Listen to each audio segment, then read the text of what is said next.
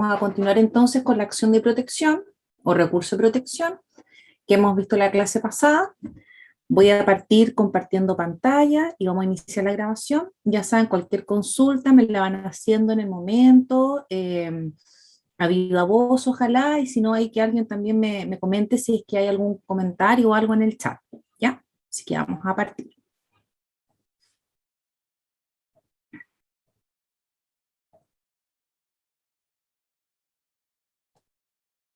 Recording Listo, in está compartiendo progress. pantalla, ¿cierto? Sí, profesora, se ve la pantalla. Listo, muchas gracias. Bueno, acá un poquitito de lo que comentamos en la clase anterior. Nosotros ya partimos obviamente con nuestra segunda unidad del ramo, que son estas acciones constitucionales, que de estas obviamente las más importantes son las acciones de protección y la acción de amparo. Y de acá vamos a ver otras variables, como ya lo he adelantado, que no son acciones propiamente tal del punto de vista constitucional, pero que son acciones que van muy relacionadas y que también en un momento dado uno podría analizar el enfrentar un determinado caso, ¿cierto? In, interponiendo una u otra de estas acciones. Vamos a tratar en ese punto de ver un poquito de jurisprudencia al respecto. Partimos con la acción de protección, que es de las acciones más utilizadas actualmente, toda vez que la protección de los derechos garantidos en la Constitución, en el artículo 19, son en su gran mayoría. Como vimos, acá voy a acompañar nuevamente esta lámina, ¿cierto? Donde identifica, si ustedes se fijan, el artículo 20, que es el artículo que trata la acción de protección o recurso de protección. Este artículo individualiza cada uno de los numerales del artículo 19 que van a estar o están contemplados dentro de esta acción, que son la gran mayoría del artículo 19. Vimos en la clase pasada también, bueno, uno a uno, ¿cierto?, el contenido de esta acción. Hicimos algunas menciones respecto a lo que ocurría, por ejemplo, con lo que dice relación con este derecho relacionado a la salud, que no es un derecho propiamente tal a la salud, ¿cierto? Que tenía más que ver con un derecho a la libertad de poder elegir el sistema de salud. Entonces, cómo se iba llenando o atajando un poco los problemas que podemos enfrentar de la manera en cómo está establecido la Constitución actual, cuando vemos algún derecho relacionado a este, como lo que yo les comentaba, por ejemplo, el tema del acceso a algún medicamento, lo que dice relación con la negación de la vacunación obligatoria, cómo en el fondo se puede accionar respecto de derechos que no están contemplados de manera expresa, ¿cierto?, dentro de esta protección que nos señala el artículo 20. Es por eso que esta acción es de las más utilizadas, porque es un poquito en el fondo que se da para poder cuadrar varios casos, ¿cierto?, que se pueden suscitar en distintos ámbitos. Vimos acá también, y esto es importante comentarlo dentro de lo que es la acción de protección, cómo existe una diferencia respecto solo a un numeral, que es el caso del número 8, ¿cierto?, que tiene que ver con el derecho a vivir en un medio ambiente libre de contaminación. Cómo es el tratamiento que nos entrega la Constitución actual respecto a esta protección versus todos los otros numerales del artículo 19. Vimos ahí la clase pasada, de todas maneras esa clase está grabada, está subida a internet, qué diferencias del punto de vista técnico existen al momento de interponer esta acción respecto de ese numeral. Acá está el contenido de la acción de protección, que en realidad no es más que este mismo artículo 20, ¿cierto?, que va individualizando el número 1, 2, 3 y así, como en el fondo, cuál es el contenido en el fondo exacto, ¿cierto?, de la acción de protección como la conocemos actualmente. Vimos también acá ciertos requisitos de procedencia, ¿cierto?, de cómo nosotros podemos identificar cuándo procede la acción de protección del punto de vista de quién la va a interponer, ¿cierto?, y también del punto de vista, en este caso, de lo que las cortes van a analizar al momento de la interposición y para también, de una u otra manera, dar lugar a la admisibilidad del recurso, para poder recién entrar a conocer de este, ¿cierto? Y ahí es donde nosotros teníamos que hacer todo el análisis si es que se acoplaba o no a las características que nos establece este artículo 20. Yo les adelanté también que realmente la Constitución no nos establece un procedimiento, ¿cierto?, de cómo se va a tramitar una acción de protección, simplemente nos establece la situación, ¿cierto? Nos dice en caso de, ¿cierto? En caso de un acto o omisión, ¿cierto?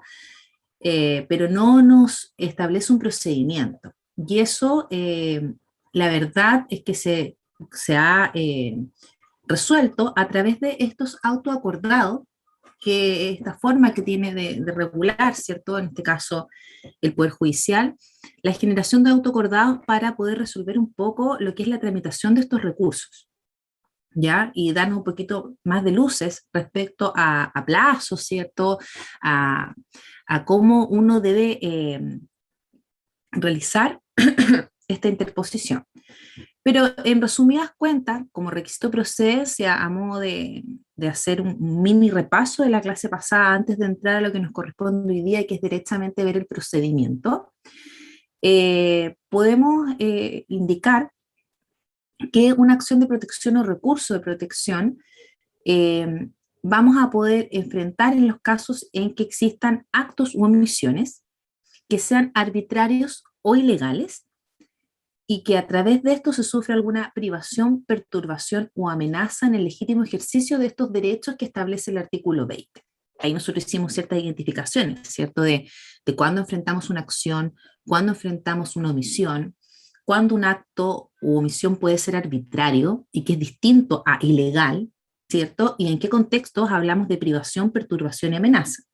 Y eso es importante identificarlo porque, como vimos, el inciso segundo del artículo 20, cuando trata solo el numeral número 8 relacionado al tema del medio ambiente, hace ciertas diferencias específicas en cuanto al tratamiento de esta acción, ¿cierto? Ahí enfrentamos nosotros el caso de acto u omisión ilegal. Ya hablábamos del término arbitrario y ya nos especificaba que tiene que ser imputable a una autoridad o persona determinada. Ya no puede ser en el fondo sin tener claridad de cuál es el sujeto que está generando esta perturbación, privación o amenaza. Vamos a ir entonces a analizar el procedimiento. Ya, cualquier consulta y ustedes ya saben, me hacen saber. Bueno,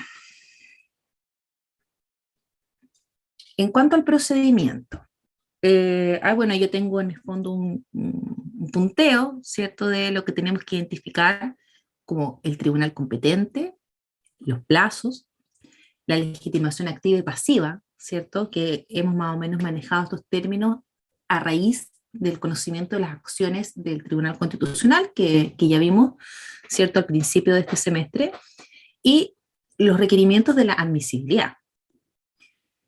En atención a esto, primero comentarles que el procedimiento, en el caso de la acción de protección, ha sido regulado, como yo les decía, por autoacordados, en este caso de la Corte Suprema, ¿ya? Autoacordados que nos va a dar un poco luces de cómo hacer la tramitación de una acción de protección, porque tal como ustedes vieron, y ya lo hemos comentado, el artículo 20 solamente identifica en qué casos corresponde, ¿cierto? Pero no nos da más detalle. Actualmente, el autoacordado sobre tramitación y fallo de los recursos de protección se ha ido obviamente modificando. Yo les voy a acompañar dentro obviamente de estas clases, voy a acompañarles también este autoacordado, ya para que ustedes tengan también el material específico en cuanto a cómo se da la tramitación, cómo está reglamentada la tramitación de la acción de protección.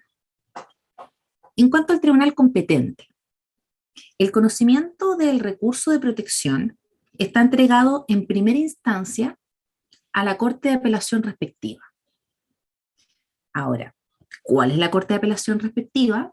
Bueno, esta va a ser aquella en cuya jurisdicción se hubiese cometido esta vulneración o esta amenaza de vulneración de uno de estos derechos que están garantidos en la Constitución, establecido específicamente en el artículo 20.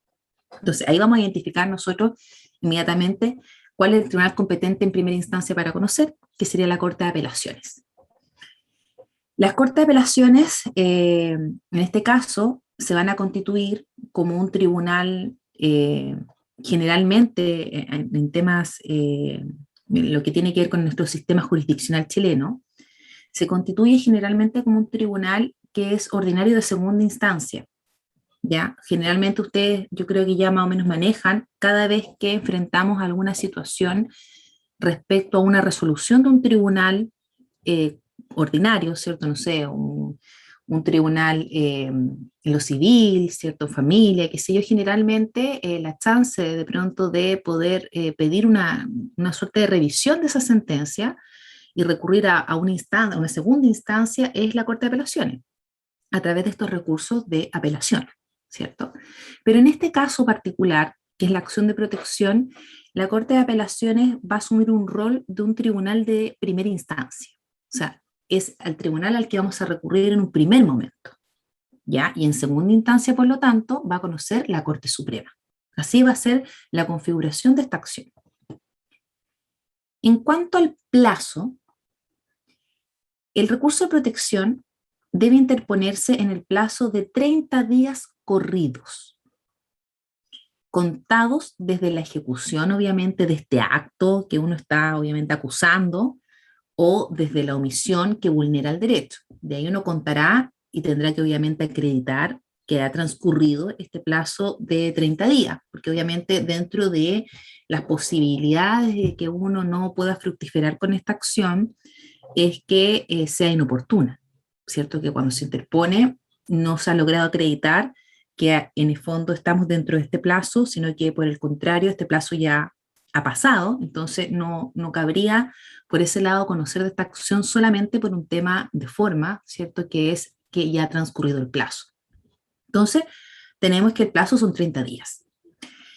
Eh, este plazo obviamente es un plazo breve, ¿cierto? Y el sentido de que sea breve es porque las acciones de protección tiene obviamente una mirada de ser una acción que viene a reparar, ¿cierto? Una afectación de la manera más sumaria posible, ¿cierto? Más rápida posible. Estamos enfrentando una situación en la cual hay una vulneración de un derecho fundamental. Por lo tanto, se requiere una tramitación breve y es por esto que para que cese esa acción, ¿cierto? O esta omisión que nos está afectando, la tramitación es breve y por lo tanto tenemos un plazo acotado para poder interponerla. También hay casos respecto a lo que son las vulneraciones continuadas, porque también puede ocurrir, ¿cierto? Que estemos enfrentando una situación donde esta vulneración no es una única vez, sino que hay una vulneración constante. Y en este caso, obviamente, el plazo se va renovando, ¿cierto? Se va renovando cada vez que ocurra esta vulneración respecto a la reiteración de esta conducta infractora y dentro de esto, obviamente, habrá que cuadrar este plazo de los 30 días. En cuanto a la legitimación activa y pasiva, la acción de protección, vamos a hablarlo en términos generales, obviamente, primero respecto de este inciso primero, ¿cierto? Que contempla la gran cantidad de derechos que están protegidos, se puede interponer por cualquier persona, ¿ya? Cualquier persona natural, cualquier persona jurídica, cualquier persona puede ser jurídica pública, privada, incluso puede ser interpuesta por agrupaciones de personas que carecen de personalidad jurídica, un grupo determinado de personas. A su vez, se puede deducir, o sea, en cuanto a la legitimación pasiva, ¿cierto? ¿Contra quién? Por decirlo de alguna manera, se puede deducir contra cualquier persona, sin mayores formalidades. Entonces, en esta situación, en cuanto a lo que es la legitimación activa y pasiva, tenemos gran amplitud, ¿cierto? Ustedes vieron que, por ejemplo, respecto de lo que es la acción de protección, pero en su inciso segundo, por eso yo quiero como dejar un poquito de lado lo que es la acción respecto al medio ambiente, que esa vamos a tratar de pasarla como independiente, que ahí si se fijaban en el texto de la Constitución dice que hay que tener identificada de cierta manera contra quién se interpone, ¿cierto?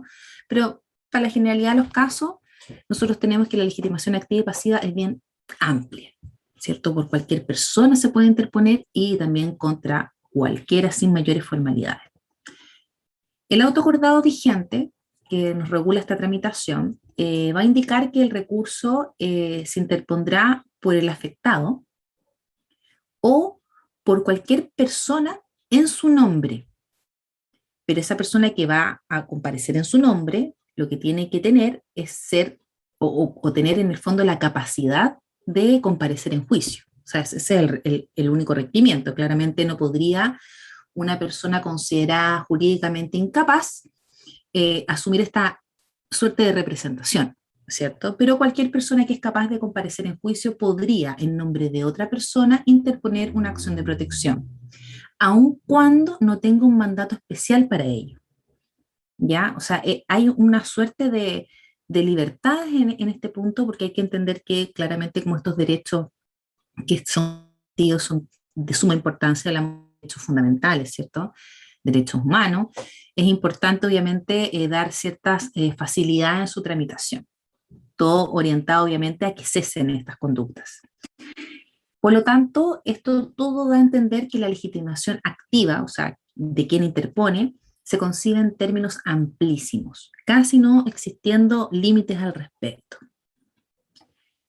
En cuanto a la admisibilidad, eh, por una parte, una suerte de control de admisibilidad que vamos a enfrentar es ver que esté dentro del plazo. O sea, eso ya se los dije, tenemos 30 días y uno de los controles de admisibilidad va a ir orientado a ver si primero estamos dentro del plazo. Por lo tanto, además de interponerlo dentro del plazo como un requisito de admisibilidad, también se exige una breve o somera exposición de los hechos que causan la vulneración del derecho fundamental, ¿cierto?, consagrado en este artículo 20, de lo que se establece en el artículo 20. El auto acordado lo que señala específicamente es lo siguiente, respecto a este punto. Presentado el recurso, el tribunal examinará en cuenta si ha sido interpuesto en tiempo y si se mencionan los hechos que pueden constituir la vulneración de garantías de las indicadas en el artículo 20 de la Constitución Política de la República. Si su presentación es extemporánea, o sea, fuera de los 30 días, o no se señalan hechos que puedan constituir una vulneración a las garantías mencionadas en esta disposición constitucional, lo declarará inadmisible por resolución fundada. Y esta sola va a poder ser susceptible a un recurso de reposición, o sea, ante el mismo tribunal, y se tiene que interponer dentro de 3 días. ¿Ya? Es el único recurso en el fondo que podría ser admisible, valga la redundancia, en cuanto a una declaración de inadmisibilidad de la acción de protección. Entonces, respecto a la admisibilidad, ustedes ven, ya nosotros analizamos, por ejemplo, todo lo que tiene que ver con las acciones del Tribunal Constitucional, y ustedes se pueden recordar, ¿cierto?, tan específico que era todo el señalamiento que respecto a las admisibilidades de estas acciones. No sé si recuerdan, pero nos pedía varias cosas, ¿cierto? Se debían cumplir varios requisitos, varios supuestos para que el Tribunal Constitucional, en el caso de las acciones que ya vimos, declarara admisible y conociera de estas acciones en definitiva. Acá, en el caso de la acción de protección, es claramente no son el mismo nivel de exigencia, o sea, básicamente se reducen a 2, que es que sea interpuesto dentro del plazo, que son estos 30 días corridos, no hábiles, corridos, y por otro lado, que existe un señalamiento claramente de cuáles son los hechos. O sea, uno no puede decir, ¿sabes qué? Tengo una acción de protección porque veo vulnerado mi derecho a la vida, pero ¿cómo? O sea, hay que explicar cuáles son los hechos que vulneran estos derechos garantidos en la Constitución, de qué manera están afectando, ¿cierto? Este derecho que yo estoy tratando ahora de, en el fondo, velar, ¿cierto? Proteger. Vamos a ver las reglas del procedimiento. Todo esto se extrae del auto acordado, como yo les decía, se los voy a acompañar en alguna de estas clases a intranet para que ustedes tengan todo el material. Pero como reglas de procedimiento, vamos a tratar de dar ciertas reglas, ¿cierto? Para tratar de generar que este ramo sea lo más como ordenadito posible respecto a esto. independiente de mencionar que la estructura del procedimiento en sí es bastante desformalizada. Y también que el tribunal en este caso, bueno, la Corte de Apelación en primera instancia y también por otro lado la Corte Suprema en segunda instancia, tiene amplias facultades discrecionales para resolver. Pero entendiendo esto, van a haber ciertas reglas que nosotros podemos identificar respecto a los procedimientos. Eh, para esto, también en el fondo vamos de que sea, como les digo, un poquito más ordenado, vamos a hacerlo entonces como reglas de procedimiento de lo que sería como en primera instancia, ¿cierto? Y en segunda instancia, ¿ya? En primera instancia, es decir, ante la Corte de Apelaciones. Primero, tenemos acá como regla la presentación de la acción de protección. Esta acción de protección se interpone ante la Corte de Apelaciones, en cuya jurisdicción, como ya les dije, se hubiese cometido este acto o se hubiese incurrido en la omisión que nosotros señalamos es arbitraria o ilegal, que ocasiona esta privación, perturbación o amenaza en el legítimo ejercicio de las garantías constitucionales respectivas, ¿cierto? Las que están establecidas en el artículo 20. O también puede ser la Corte de Apelaciones de la jurisdicción en donde estos hubiesen producido sus efectos. Y esto va a ser obviamente a elección del recurrente, identificar a qué Corte de Apelaciones va a recurrir según las condiciones obviamente de esta vulneración. El plazo es un plazo fatal de 30 días corridos y se cuentan, como ya lo señalaba, desde la ejecución del acto o desde la ocurrencia de la omisión, según la naturaleza de esto.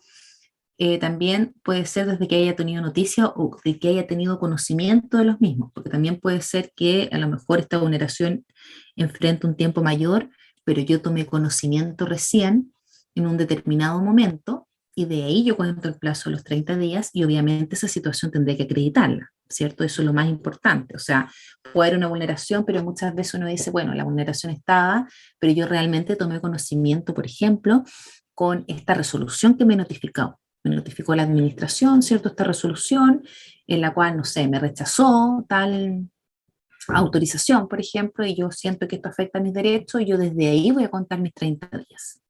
Y yo esto tengo que acreditarlo en autos, porque ustedes ya vieron, parte de la admisibilidad es lograr acreditar, ¿cierto? Que estoy dentro del plazo de 30 días. Si no, obviamente se tendrá extemporáneo y obviamente si no, esto sería in eternum, ¿cierto? O sea, uno podría presentar acción de protección en todo momento y por circunstancias que quizá ya ha pasado un buen tiempo y quizá pasaron todos los plazos legales para recurrir vías otras acciones judiciales y uno dice, ya voy a tomar la acción de protección en el fondo como una forma de poder recurrir nomás. Entonces, por eso es que existen ciertos plazos. Como segundo punto o regla de procedimiento, vamos a ver entonces lo que dice relación con estos exámenes de admisibilidad, pero vamos acá a tratar de ver cómo se tramita todo esto dentro de lo que del momento en que se hace esta interposición, ¿cierto?, hasta que se ha acogido a tramitación. Como ya señalábamos, el recurso se interpone por el afectado o por cualquier persona en su nombre que tenga competencia, obviamente, tenga la capacidad para aparecer en juicio, aun cuando no tenga un mandato especial para ello. Se presenta el recurso, en este caso la Corte de Apelaciones va a examinar en cuentas, primero si es que ha sido interpuesto en tiempo, y si se mencionan los hechos que puedan constituir la vulneración de las garantías que están indicadas en el artículo 20, realizado este análisis, en el fondo va a determinar si es que es declarado admisible o no. Obviamente, si esta presentación, como ya dijimos, es extemporánea o no señala específicamente cuáles son los hechos que constituyen esta vulneración que yo estoy alegando, lo va a declarar inadmisible. Una resolución fundada, a la cual obviamente se puede reponer dentro de 3 días. Ahora también puede ser que se declare admisible porque cumple con estos dos supuestos y se acoge a tramitación. En este caso, la Corte de Apelaciones lo primero que va a hacer una vez que acoge a tramitación el recurso es ordenar informes. ¿Ya? Ordena que se informe por la vía más rápida, más efectiva que va a determinar obviamente la Corte. Le pide informe a la persona o personas, funcionarios, autoridades, servicios públicos, etcétera, que según el recurso o a criterio de la misma Corte de Apelaciones, pudieran ser los causantes de esta acción u omisión arbitraria o ilegal que produjo esta privación, perturbación o amenaza, ¿cierto? Y les fija un plazo breve y perentorio para emitir el informe, señalándole además, conjuntamente con esto, que debe remitirlo obviamente a la Corte de Apelaciones con todos los antecedentes que tengan su poder relacionados con el recurso. Entonces, este informe, claro, muchas veces se considera, pese a que específicamente no se detalla de esa manera, pero es considerado como una suerte de contestación, ¿no? O sea, si por ejemplo se interpone una acción de protección de un particular contra un servicio público, lo primero que va a hacer la Corte de Apelaciones a la hora de haber declarado la admisibilidad es inmediatamente emplazar, ¿cierto?, a este servicio público para que evacúe un informe dentro de un determinado periodo de tiempo y que acompañe todos los antecedentes, obviamente, que sean necesarios para conocer de este asunto y la Corte tenga, obviamente, todo para poder resolver. Y eso, si bien es un informe, claro, es como una suerte de contestación en el fondo. O sea, no en términos específicos, pero sí, porque claramente es la oportunidad que tiene esta persona que tiene esta legitimación pasiva, ¿cierto?, contra quien se interpone este recurso, de poder, en el fondo, justificar el actuar o presentar antecedentes, en el fondo, para tratar de desvirtuar, obviamente, eh, los hechos alegados. ¿Ya? Y también la Corte, por supuesto, como ya adelantamos, tiene ciertas facultades, obviamente, discrecionales y podrá también determinar informes de otras entidades que a lo mejor considera que son útiles al momento de poder resolver esta acción. Este plazo para evacuar este informe es discrecional. Ya, discrecional de acuerdo a la Corte, a las Cortes del país, ¿cierto?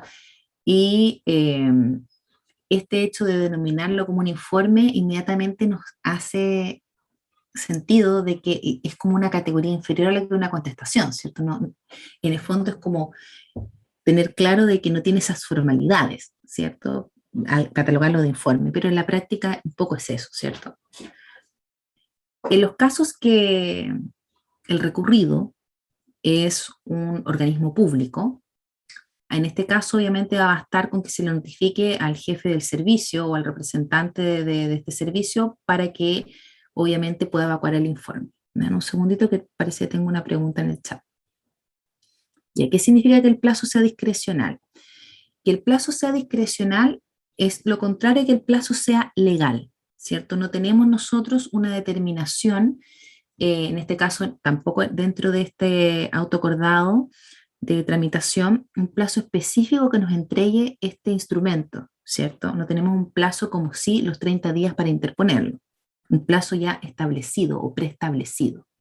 Discrecional es que queda obviamente al criterio de cada una de las cortes. O sea, las cortes podrán estimar en un caso dado y según las circunstancias, según las distancias, según, no sé, la complejidad, podrá determinar que el plazo va a ser de 8, de 10, de 15, del plazo que estime conveniente. Eso es que sea discrecional.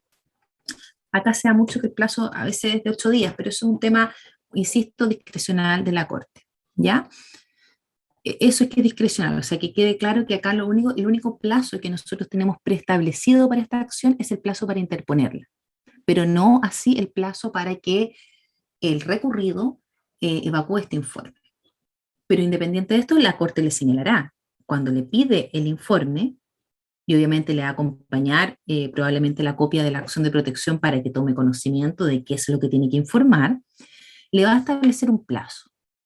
Y obviamente ese plazo es un plazo que se debe cumplir y en la medida que pasa el plazo y no ha presentado el informe, bueno, la Corte determinará y tendrá que en el fondo resolver sin este informe, salvo que, bueno, discrecionalmente estime que es muy necesario, etc. Bueno, les comentaba también que dentro de esta misma discrecionalidad, ¿cierto? Estas mismas atribuciones facultativas que tiene la Corte, también puede pedirle a otros organismos o a otras personas informes, no solamente a quien se ha identificado como el infractor, ¿cierto? Sino que puede ser también otras personas o organismos que considere que tienen relación. O sea, no sé, imaginemos que estamos hablando de un tema que dice relación, no sé, con situaciones eléctricas o temas de transporte, que si yo a lo mejor puede que pedirá un informe al órgano que considere que es técnico en la materia también para tener los antecedentes técnicos relacionados. Todo lo importante en el fondo de esto es tener todos los antecedentes a la vista al momento de resolver. Finalmente, bueno, el informe es el punto 3 que señalamos acá, ¿cierto? El informe. Pero una vez que el informe es recibido, junto a todos los otros antecedentes también que se acompañan, o por el contrario, no es recibido y ya pasó el plazo, en este contexto el tribunal ordena, la Corte en este caso, traer los autos en relación y va a disponer agregar extraordinariamente la causa en la tabla del día subsiguiente. Ya, esto es importante porque, como nuevamente, hay que entender que estas tramitaciones son breves. ¿Y esto qué significa? Bueno, ustedes esto de todas maneras lo van a ver claramente dentro de, ya lo vieron o lo van a ver dentro del ramo procesal, ¿cierto? Derecho procesal, donde efectivamente ustedes van a ver temas de tramitación, ordinaria, extraordinaria, y ahí van a ver todo lo que tiene que ver con cómo conocen las cortes. Pero dentro de esto, así como simplemente para hacer un señalamiento breve respecto a esto, las cortes obviamente llenan sus tablas, que es las materias que van a conocer día a día, los recursos que van a conocer día a día, los alegatos que se van a conocer día a día, y se arman las tablas, obviamente, en atención a un tema de plazos, perdón, obviamente, según a medida que van ingresando los recursos y se van declarando admisibles, se van, obviamente, incorporando las tablas de la semana siguiente y uno como abogado revisa las tablas, ¿cierto?, los días viernes o sábados para saber qué alegatos le tocará hacer la otra semana. Y eso es lo que se conoce como tabla ordinaria, ¿cierto? Uno sabe exactamente cuándo le va a tocar concurrir, independiente que la Corte también puede, en estos casos, algunas causas no conocer en esa semana y finalmente ir por temas de otras causas que son mayores o de mayor importancia, obviamente dejarlas ahí para conocimiento de la semana siguiente. Pero esto de que sea agregada extraordinariamente quiere decir que en atención a que este procedimiento tiene que ser breve y rápido, es que de momento en que se interpone y para dar mayor rapidez se incorpora nomás a la tabla, ¿cierto? Extraordinaria para que se pueda conocer lo más rápido posible. Y se va a dar una suerte de, obviamente, privilegio dentro de las otras causas que son conocidas como un punto de vista más ordinario para conocer de los recursos de protección previo a estas. Ya, y así también conocemos también lo que es la acción de amparo, que esas claramente y son mucho más también breves que esta en cuanto al conocimiento de las cortes, pero eso lo vamos a ver más adelante. Entonces, aquí tengo una pregunta.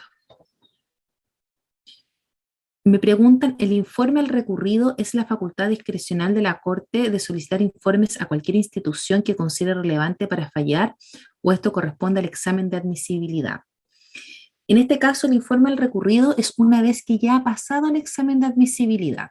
¿Ya? El examen de admisibilidad es un examen que hace en cuenta la sala en la que caiga en la acción y revisa si es que está en plazo y si es que señala los hechos que son materia de la vulneración. Una vez que la Corte declara admisible, es decir, que va a darle tramitación y va a conocer del recurso de protección, ahí recién pide los informes. ¿Ya? Y ese informe obviamente lo pedirá a quien estime pertinente y el plazo que estime pertinente. Y eso es la facultad discrecional, el respecto a poder pedirle a cualquier persona, a cualquier organización, a cualquier organismo un informe con un plazo determinado. Pero eso es una vez que ya pasó el examen de admisibilidad. No sé si ahí le respondí a la compañera que preguntó. Ya, perfecto. Entonces tenemos hasta acá, ¿cierto? Que se va a agregar obviamente a la tabla, ¿cierto? Para conocer la manera más rápida posible esta acción de protección. Todas estas diligencias, ¿cierto? Que pida la Corte, la hará, los requerirá de la manera más rápida posible. Obviamente eso está también dentro de las facultades que tiene cada Corte, ¿cierto? No sé, despachará los oficios de manera electrónica, las pedirá de manera electrónica, porque ahora ya estamos con una tramitación obviamente mucho más expedita que años atrás, pero la idea es todo esto procurar por la rapidez, ¿cierto? En cuanto a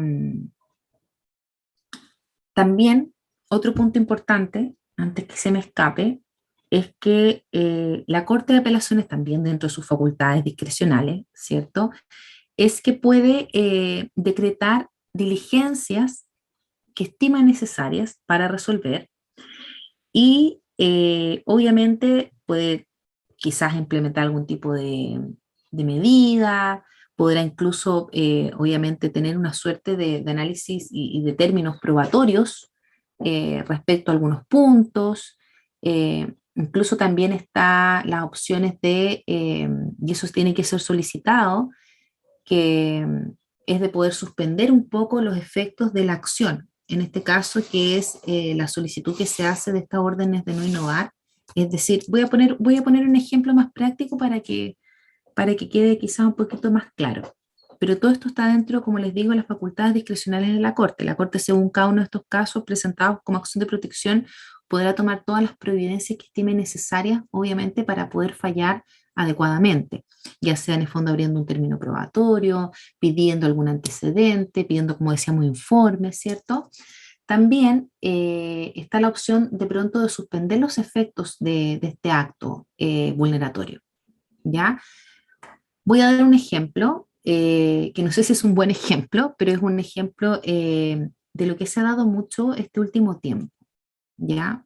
Les digo que no sé si es un buen ejemplo porque realmente no todas las cortes resuelven de la misma manera y no necesariamente enfrentamos una acción que específicamente es para esto. Pero les voy a dar un ejemplo práctico.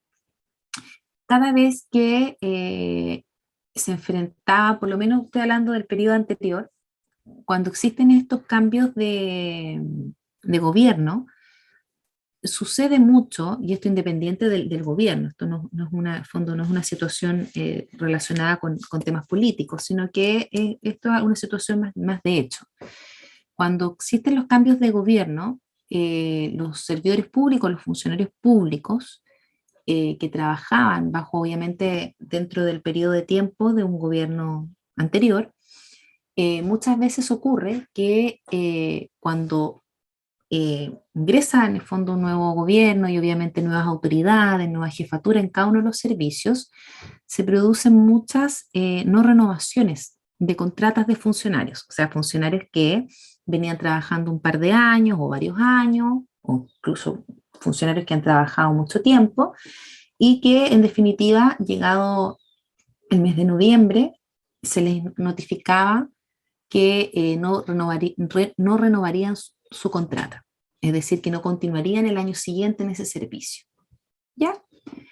Esto obviamente es un tema totalmente más administrativo, porque no es lo mismo en el fondo que la situación, yo creo que ustedes ya esto lo manejan, no es lo mismo obviamente que una situación respecto a un contrato entre particulares, ¿cierto? Un contrato de trabajo, donde uno la figura que utiliza es el despido, ¿cierto? No sé si hasta ahí como que nos vamos entendiendo. Estoy hablando del caso como el símil, ¿cierto? ¿Qué es lo que pasa con los funcionarios públicos que no es que tengan un contrato de trabajo, sino que tienen un nombramiento para estar como funcionarios públicos, a contrata o planta? Y las personas que están a contrata son personas que tienen un periodo, ¿cierto? Que es un determinado periodo de tiempo, que no va más allá de los 31 de diciembre de cada año. Me imagino que a lo mejor ustedes esta figura ya la manejan, quizás sus padres, conocidos, trabajan en los sistemas públicos y saben muy bien que año a año tienen que ver renovadas sus contratas para poder continuar prestando servicios. Y ocurren estos periodos generalmente, puede ocurrir en cualquier tiempo, pero estos periodos ocurren en el fondo de manera más masiva, ¿cierto? Esto de que hay ciertos funcionarios que no se les renueva. Y que uno podría decir, claro, es como un símil, no es un despido, pero como para que uno entienda, en el fondo es como esta desvinculación del servicio. Bueno, esto es un tema mucho más grande, claramente lo vamos a ver en administrativo, pero esto, ¿qué ocurría? Y lo que ocurre realmente es que como se entiende que las contratas tienen un periodo de tiempo que es hasta el 31 de diciembre, ¿cierto? No, por una parte, si uno lo entendía en sentido estricto, decía, bueno, la persona continúa hasta el 31 de diciembre, por lo tanto no tiene más reclamación que hacer, ¿cierto?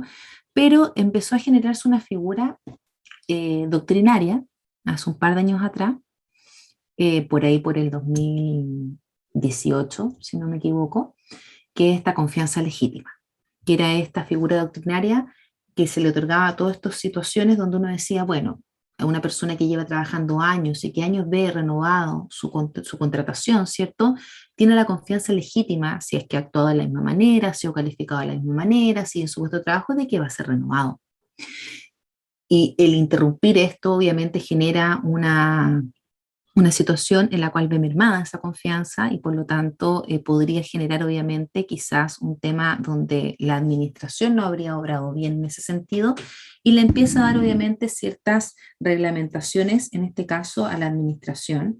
De hecho salió un dictamen instructivo de la Contraloría General de la República en ese momento donde especificaba cómo debían ser ahora las no renovaciones, que debían notificarse con un determinado plazo, que la resolución debía contener los fundamentos, bueno, una serie de situaciones. Lo que llevó, obviamente, a que muchos funcionarios que no hubieron renovado sus contratas, ¿qué es lo que hacían? ¿Qué recurso tenían? ¿Qué podían hacer en el fondo para poder reclamar y decir esto es injusto? Veo acá en el fondo transgredidos los derechos garantidos por la Constitución y ahí obviamente queda un poco al criterio de claramente el abogado que lleva las causas, pero generalmente se repetía obviamente lo que tiene que ver con el derecho a la igualdad, el derecho de propiedad, ¿cierto? Por el tema del trabajo, etcétera. Entonces, la única acción que se podría prestar, obviamente, para poder generar una defensa de este tipo, entendiendo que no tenemos los tribunales en ese momento laborales para estos efectos, era la acción de protección. Y se interpuso, pero montones de acciones de protecciones. De hecho, ustedes, si revisan jurisprudencia justamente de los periodos de tiempo que yo les digo, cada vez que existen estos como cambios de gobierno, cambios de jefatura, se llevan muchas acciones de protección. Obviamente, como queda a criterio de las cortes, en algunos casos funcionaba y en otros casos no. Y en casos muy similares, incluso el mismo servicio, en algunos casos sí, en otros casos no. Y, y, y a qué me refiero yo que funcionaban y que no funcionaban, es que finalmente las cortes, después de conocer de las acciones de protección, estimaban que esta no renovación había sido vulneratoria, habría sido discriminadora, habría sido arbitraria y ordenaba que estos funcionarios fueran restablecidos en sus puestos de trabajo, se les pagara todos los meses que estuvieron alejados de los servicios y se le obligaba en el fondo a la administración a continuar con sus contratos. Más o menos eso era, ¿ya? Yo les digo, era porque obviamente de ahí ha surgido mucha jurisprudencia, hay distintos casos, hay distintas aristas, incluso también, no quiero enredarlos y lo vamos a ver, y precisamente estos casos los vamos a ver cuando yo les comento que hay ciertas acciones que son similares y te sirven para los mismos casos. Por ejemplo, ahora, desde el año pasado creo, se incorporó dentro del Código Laboral, cuando vamos a ver ahora un poquito lo que es la acción de tutela, se incorpora esta acción de tutela de los derechos fundamentales que antiguamente estaba consagrado en el Código del Trabajo solamente para las personas a las que le afecta el Código del Trabajo, es decir, estos particulares que celebran contrato, se extiende la tutela para funcionarios públicos. Entonces también se abrió la posibilidad para que aquellos funcionarios que no querían ir por la vía del recurso de protección, sino que iban por la acción de tutela, de tener la posibilidad y la chance de también tener este otro recurso en estos casos. Eh, no quiero confundirlos más, lo vamos a ver para que se queden tranquilos cuando analicemos precisamente cómo en un mismo caso podemos enfrentar distintas acciones. A lo que yo quiero llegar con todo esto, para poner un caso práctico, es porque en estas consideraciones, por ejemplo, también lo que se les pedía a las cortes era la orden de no innovar. Y esta orden de no innovar no es nada más que la corte en el fondo, según si uno logra acreditar correctamente en el recurso de protección cómo es necesario que mientras se tramita la acción de protección se vean suspendidos los efectos del acto, ¿cierto? ¿Y por qué es tan necesario?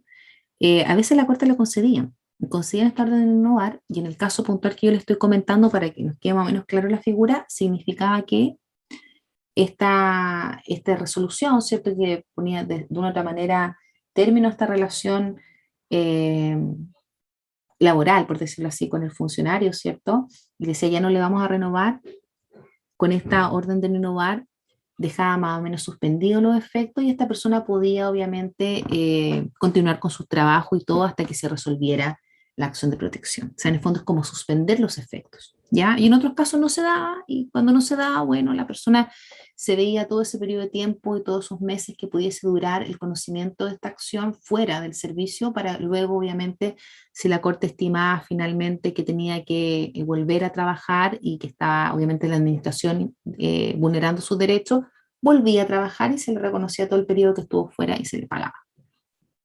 No sé si queda claro ahí, pero quiero en el fondo con esto dejar en el fondo vislumbrado un poco las facultades que tienen las Cortes dependiendo de cada uno de los casos. Mucho de eso también está en la fundamentación en este caso obviamente el abogado, ¿cierto? Independiente que, tal como vimos, las acciones de protección no requieren de representación de abogado, claramente en la mayoría de los casos se da la protección a través de la representación de un abogado, porque obviamente están estos temas técnicos, ¿cierto?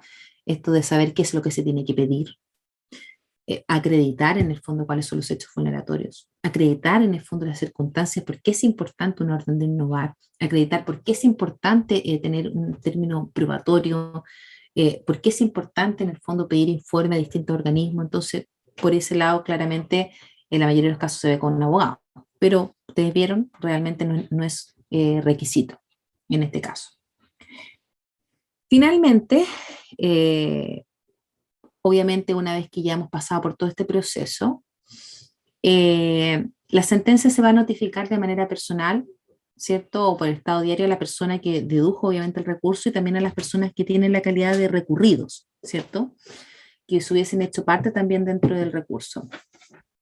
Dentro de esto también es importante clarificar, no existe un plazo para la sentencia, por si alguien me pregunta. Ya estamos nuevamente dentro de lo que es esta tramitación, no hay un plazo exacto, ¿cierto?, de lo que es la resolución por parte de la Corte. Obviamente esto es muy caso a caso, no es anormal ver cómo las Cortes del país en el fondo tienen distintos plazos para resolver, distintas formas también de llevar estos procesos. Eh, Tiene que ver obviamente con un tema de carga, por supuesto, de la cantidad de población y también hay que entender que las acciones de protección son de aquellas que son más utilizadas. Entonces, yo creo que un gran porcentaje de las acciones que conocen las Cortes de Apelaciones son acciones de protección. Entonces, no es sencillo en el fondo dar una claridad en cuanto al tiempo.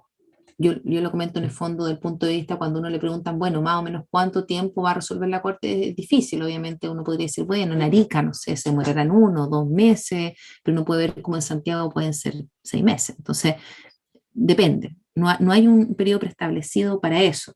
Obviamente el sentido es tratar de que la tramitación sea lo más breve posible. Lo que sí, y donde vamos a encontrar un plazo, es una vez dictada esta sentencia, no empieza a correr el plazo para poder apelar. Y ahí entramos a lo que son las reglas, ¿cierto?, de procedimiento, pero ahora de segunda instancia. Recordar entonces que la Corte de Apelaciones conoce entonces, en este caso especial, como un tribunal de primera instancia, ¿cierto? Y en segunda instancia va a conocer la Corte Suprema. ¿Esto qué quiere decir? Que la apelación de esta sentencia, ya sea por la parte en el fondo que se sienta afectada por la sentencia, porque puede ser también que la Corte obviamente haya dado lugar al recurrente y sea el recurrido el que no esté de acuerdo y obviamente quiera apelar, o viceversa, ¿cierto? Que en el fondo la parte que recurrió no logró obtener obviamente en el fondo esta protección, ¿cierto?, por parte de la Corte y estima que quiere obviamente apelar, entonces de esta sentencia se tendrá que apelar para que conozca ahora la Corte Suprema. Y para esta apelación sí hay un plazo. Este plazo es un plazo fatal de 5 días hábiles, ¿ya? Y este plazo va a estar contado desde la notificación, por supuesto, de la sentencia que va a decidir el recurso. Un plazo breve, es un plazo breve, obviamente, para poder armar un recurso de apelación en este caso y obviamente interponerlo para ante la Corte Suprema. Pero ese es el plazo dentro de lo que es esta tramitación que nosotros tenemos actualmente, que está en el fondo contenida en este autoacordado de la Corte Suprema. ¿Ya? Pero tenemos entonces, hemos mencionado como plazos pocos, si se fijan, los 30 días corridos para interponer la acción de protección y el plazo para poder pedir, obviamente, recurrir, perdón, a través de una apelación, que son los 5 días hábiles ahora. Fuera de eso no tenemos más plazo. En nuestro autoacordado no nos establece más plazo. Vemos cómo la Corte, si quiere pedir informe, ya lo vimos, puede establecer plazo que estime conveniente y así, en el fondo, tener dentro de esas facultades ciertos discrecionales. ¿Ya? Entonces, dentro de lo que es recordar plazo, en este caso, ¿no? Son 2 plazos específicos, plazos que podríamos decir como fatales, ¿cierto? Y plazos que están establecidos en el autoacordado, pero fuera de esto, no, el procedimiento se lleva un poco caso a caso y según cómo lo realiza cada una de las cortes. Bueno, entonces ahora lo que nos queda es ver cómo son las reglas de procedimiento de segunda instancia. Vamos a terminar con esto y vamos a terminar la clase aquí, porque obviamente la idea es después, mañana, como tenemos clase, y para poder ir más o menos abordando de mejor manera esto, vamos a tratar de acompañar un poquito de jurisprudencia, ¿les parece? Algunas acciones de protección que vamos a analizar, más que todo para que vean cómo es de amplio los casos que se llevan a la Corte a través de esta vía, y más o menos cómo ha sido. Voy a tratar de tener al menos unos 3 fallos, ¿ya? Bueno, en segunda instancia, entonces, esto va a ser de la siguiente manera. Tenemos estos 5 días hábiles, ¿cierto?, para interponer el recurso de protección, perdón, el recurso de apelación de esta sentencia, ¿cierto?, que resuelve el recurso de protección. Una vez, obviamente, transcurrido este plazo y dentro del transcurso de este plazo y recibido dentro de estos autos, ¿cierto?, en la Secretaría de la Corte Suprema, ya esto ya estando en manos de la Corte Suprema, el presidente del tribunal va a ordenar, obviamente, dar cuenta preferente del recurso en la sala, obviamente, que corresponda, y en este caso se solicita con fundamento que se pueda, obviamente, en este caso pedir si es que va a ser conocido esto y se va a permitir los alegatos. Ya no todo, obviamente, los recursos en este caso no es tan frecuente que, pese a que se pida alegatos en la Corte Suprema, es que la Corte los conceda. Generalmente no se conoce de esa manera. Ya obviamente, imagínense, por ejemplo, el abogado de Arica, ahora no, porque ahora ya con todo el tema de la pandemia y muchos de estos trámites que ahora se hacen vía Zoom, ¿cierto? Y es muy posible que un abogado de Arica pueda en el fondo alegar, ¿cierto?, ante caso ante la Corte Suprema, ¿cierto?, a través de vía Zoom.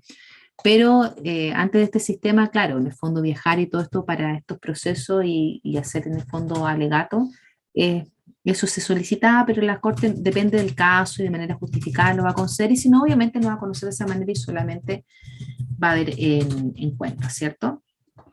Va a ver todos los antecedentes, va a pedir obviamente, se deben elevar todos los autos, todo el expediente se eleva para la Corte Suprema con todos los antecedentes relacionados al caso, para efectos de poder agregarlo obviamente a tabla y poder conocer.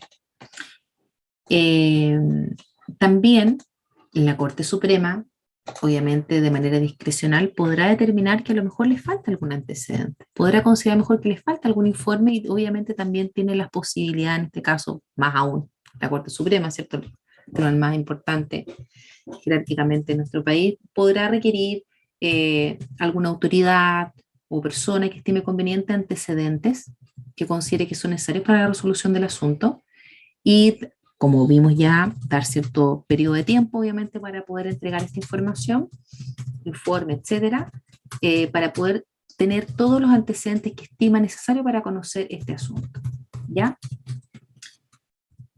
Esto no es más que eso en cuanto a lo que es la Corte Suprema, ¿cierto? La Corte Suprema, en el fondo, teniendo todos los antecedentes, obviamente va a resolver. ¿Y qué es lo que va a resolver la Corte Suprema a través de este recurso de apelación? Bueno, resolverá si es que confirma la sentencia en primera instancia y dice, sí, yo estoy de acuerdo con lo que resolvió la Corte de Apelaciones, o revoca y dice, no, yo creo que es todo lo contrario, y finalmente revoca completamente la sentencia, o a veces incluso es como puede ser simplemente una revocación parcial, ¿cierto? Donde confirma en parte, pero añade, ¿cierto?, otra instrucción u otra estimación. Entonces, yo creo que a lo mejor va a quedar más ejemplificado esto con casos, ¿cierto? Pero puede ocurrir.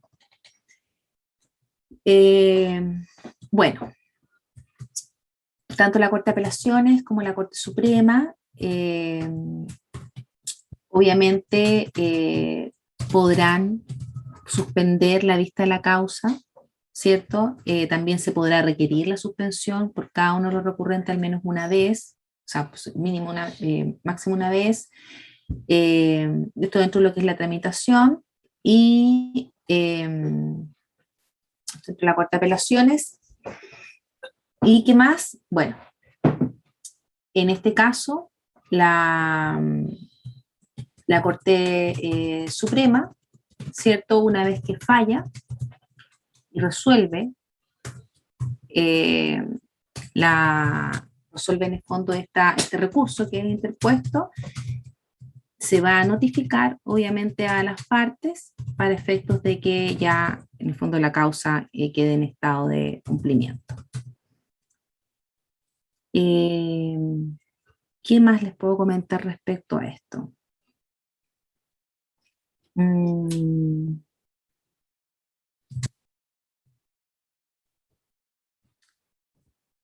A ver, también la Corte de Apelaciones y la Corte Suprema, según obviamente la instancia en que estemos dentro de este recurso, cuando lo estimen procedente, van a poder obviamente también imponer la condenación en costas, ¿cierto? Esto, bueno, esto generalmente se pide obviamente dentro de los procesos, que es la solicitud obviamente de que la parte obviamente, que en el fondo, en este caso por ejemplo, si es que la infractora o no, con la parte recurrente sea condenada en costas por obviamente los gastos que se pudo haber incurrido, no procesales o personales respecto de llevar este asunto a conocimiento de las Cortes, y ellos resolverán, la Corte en este caso, si es que será o no condenado en costas. Pero esto muchas veces las Cortes estiman que había motivos plausibles para poder, en el fondo, interponer estos recursos, ¿cierto? Para poder alegar, y muchas veces no condenan en costas a las partes. ¿Ya? Pero esto es más que todo para poder evitar, obviamente, que simplemente se interpongan estas acciones con objetos dilatores, ¿cierto? O sin tener la justificación o los fundamentos necesarios. Bueno, dentro de lo que es la primera instancia, entonces, una vez que el fallo ya se encuentra firme, en caso, pensando en la primera instancia, o sea, porque ya, por ejemplo, transcurrió el tiempo para interponer la apelación y no se dedujo apelación, o bien cuando la Corte Suprema ya se dictó la sentencia, ¿cierto? Ya encontramos entonces la sentencia se encuentra firme, se va a notificar, como le decía, a las partes, se va obviamente a transcribir lo resuelto y se informa, se notifica la resolución a las partes intervinientes interesadas. Así como también, obviamente, en el caso de que intervengan servicios públicos, también se obviamente notificará al jefe del órgano o el servicio público que en el fondo sea parte de este proceso, etcétera, para en el fondo poder cumplir ya directamente, ordenar el cumplimiento del fallo.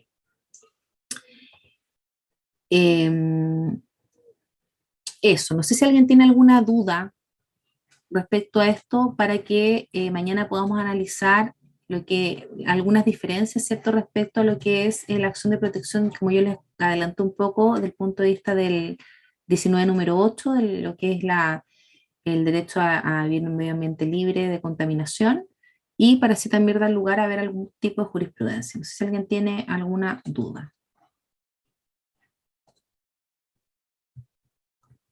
¿No?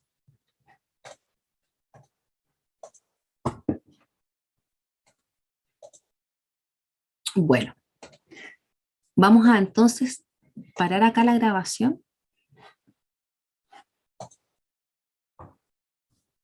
Vamos a dejar acá de compartir. Recording stopped.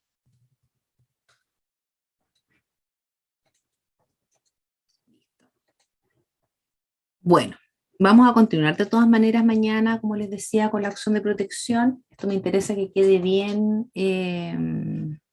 La verdad es que sea de las acciones que más nos interesan desde el punto de vista de las acciones constitucionales, obviamente. Entonces vamos a tratar de revisarlo bien, ojalá con jurisprudencia, y ver un poquito también estas diferencias que existen, como ya les adelantaba, con lo que es el 19 número 8. ¿Ya? Si cualquier cosa o duda que haya quedado ahí en el tintero o algo que realmente a mí se me ocurre que a lo mejor faltó en lo que es la parte de la tramitación, lo vamos a tratar de retomar el día de mañana. Voy a tratar también de buscar el autocortado para acompañárselos a intranet para que tengan toda la información y ver si es que también lo podemos ir revisando. ¿Ya? Vamos a pasar la lista, chicos.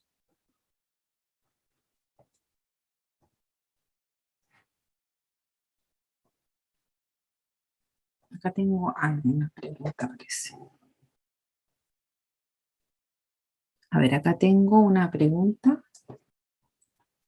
Me consultan respecto a, dice que ya les informaron la segunda prueba, que es el 2 de diciembre.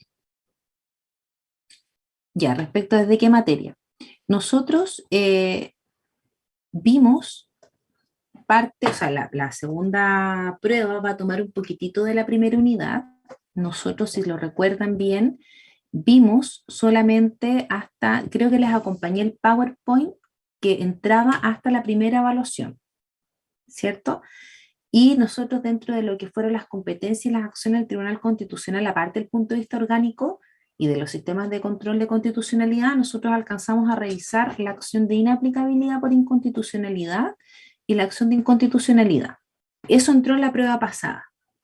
Por lo tanto, en la prueba de ahora entra desde todas las otras acciones que vimos del Tribunal Constitucional, que vimos algunas, no sé si lo recuerdan, pero puedo también acompañarles desde ahí, desde ese punto el PowerPoint, pero es desde la clase que tuvimos siguiente a la evaluación. ¿Ya? Ahí vimos algunas acciones del Tribunal Constitucional que conocía de manera preventiva o posterior, algunas que conocía de manera obligatoria, etcétera. Vimos otras facultades del Tribunal Constitucional, ¿cierto? Este conocimiento de temas de competencia, inhabilidad, etcétera. Y la segunda unidad. De acá al 2 de diciembre, lo que me interesa es que podamos abordar la acción de protección, la de amparo y otras específicas que vamos a ver, que sería la de tutela, discriminación, también la de lo que es el amparo ante el Consejo para la Transparencia.